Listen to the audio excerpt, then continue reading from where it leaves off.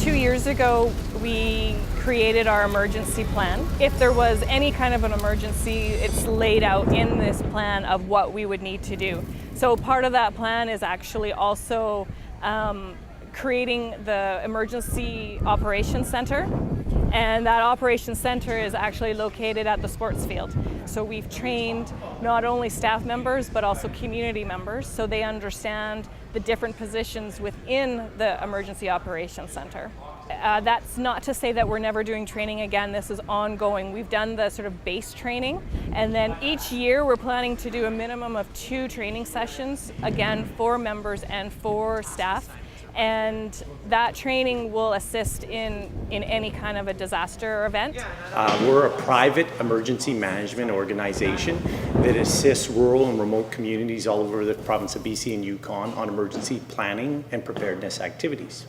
The number one benefit is community emergency preparedness and preparations for disasters. So it's important that we prepare our communities from the community level all the way up to our executive, to our council level.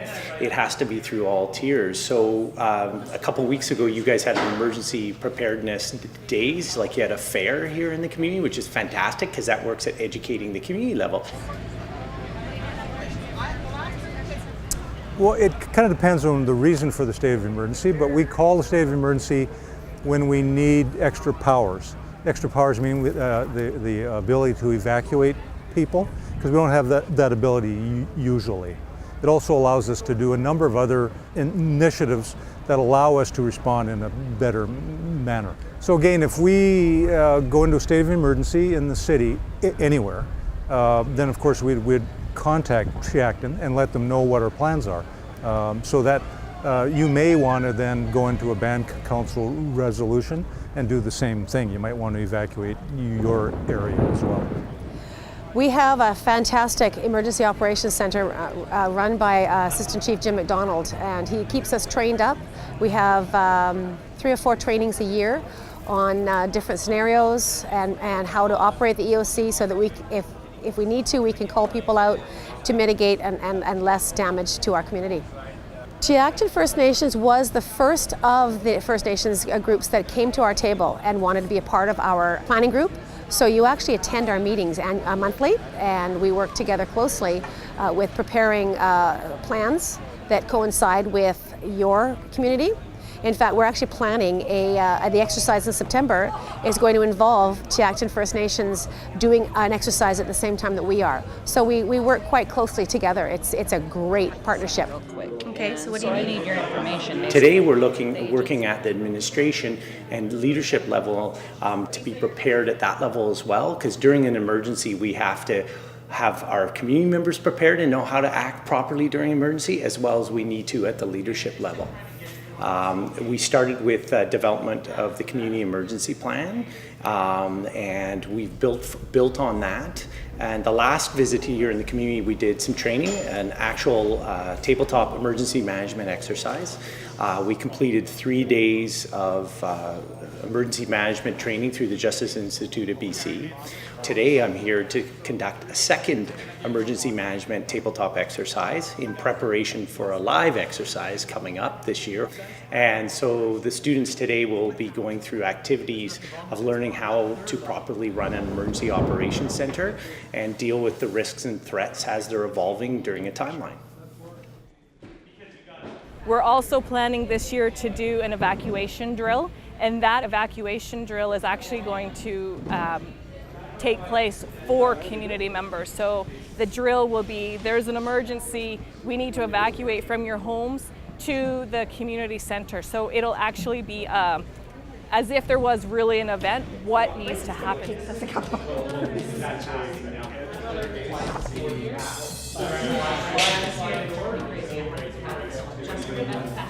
Then he asked me, he said make the decision, should they RCMP accompany her? I said sure, why not? Yeah, that's about it. Okay, perfect. So I'm gonna call.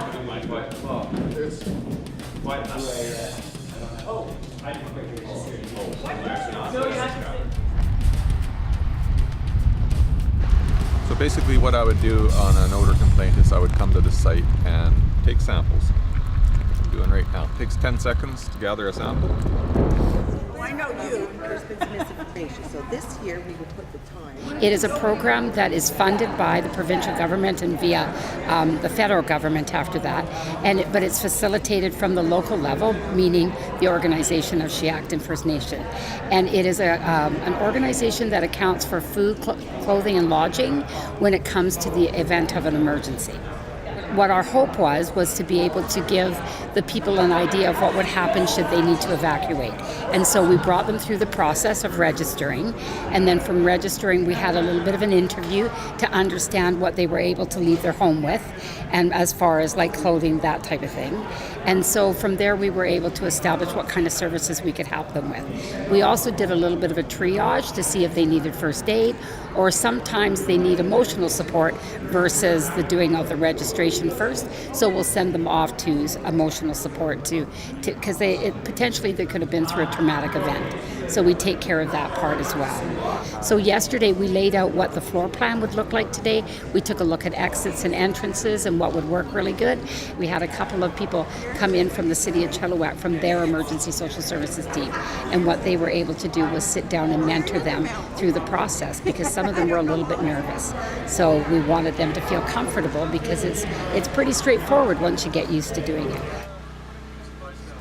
I think in closing, I think this community is providing a good example that I'm able to showcase when I go into other smaller Aboriginal communities throughout the province of BC and the Yukon, because Tzeachten has done everything, even from acquiring supplies, starting to get an EOC kit together, allocating space here in the community to work and to be ready during an emergency. And I'm able to share that with other communities and show the steps that Tzeachten's made and how beneficial that's being to the community and how much it's helping them get prepared. I can now share that.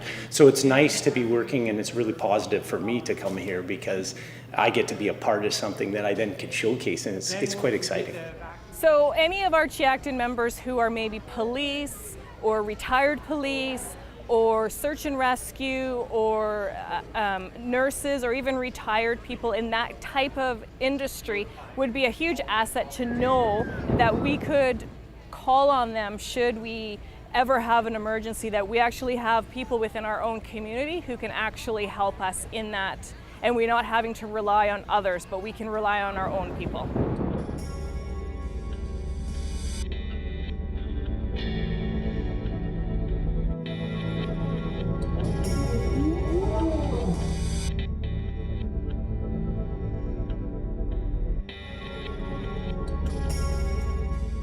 The search and rescue organization gets tasked out by EMBC or the ambulance or RCMP. So if there's a state of emergency and one of those agencies needs some help, they can contact search and rescue will come out to assist in whatever way we can.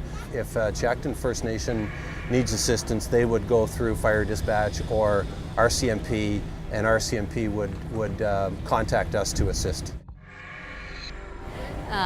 We look after people who's been displaced, mostly through fire, which is single homes mostly. We do obviously apartments and bigger events. Should there be an earthquake, should there be a flood. We would be setting up a reception center so people can come and register for needing help, and then we would be setting up a group lodging.